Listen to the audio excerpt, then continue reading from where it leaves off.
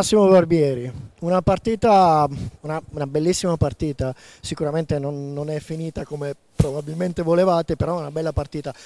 Quali sono stati secondo te i punti nella quale forse dovevate tenere un po' più di attenzione?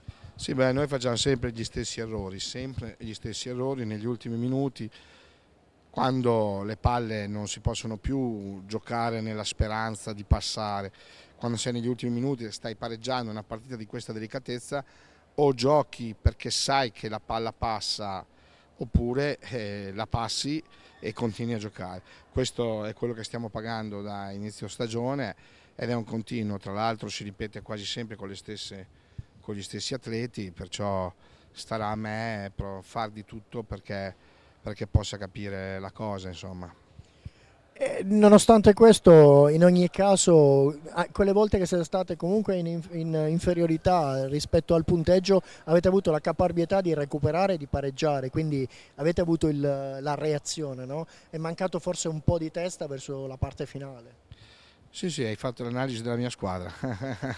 È una squadra che sa giocare, che può far gol in qualsiasi modo, in qualsiasi momento, ma manca quella razionalità di capire quando è il momento di fare una cosa e quando è il momento di non farla.